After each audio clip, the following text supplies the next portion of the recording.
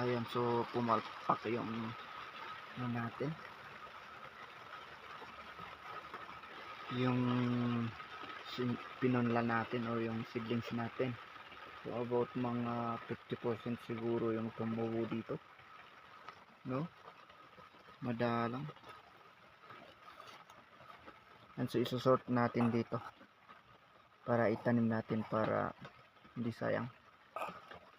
Kasi mahal yung similya nito.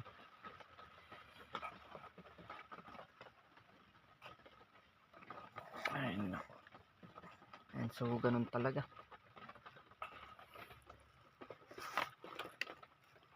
Wala tayong magagawa. Ginawa naman natin yung lahat. Ganito talaga. So tsagaan na lang natin. Anyways, hindi naman lahat. So itatanim pa rin natin to. Sayang kasi.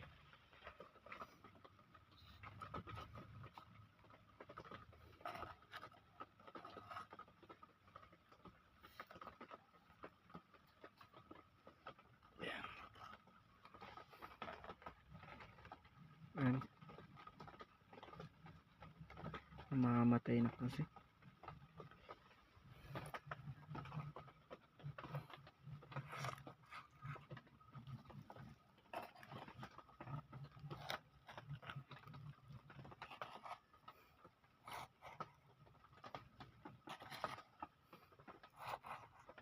And so kung minsan naman kasi siniswerte tayo, medyo perfect yung germination rate ng seedlings natin.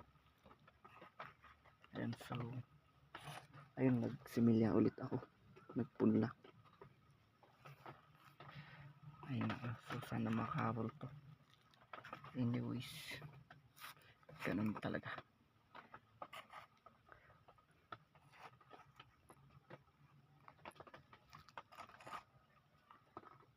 Ay.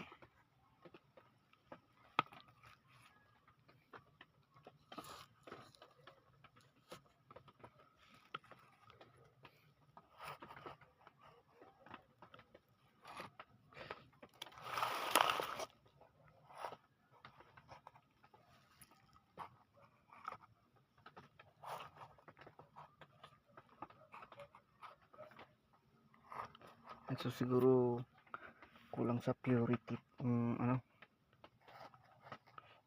hindi nila sinala. Soaking ganun,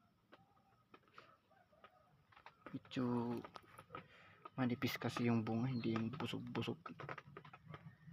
So, pero tinanim pa rin natin, saka medyo na-stuck.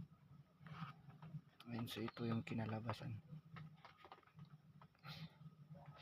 Wala pang 50% dyan.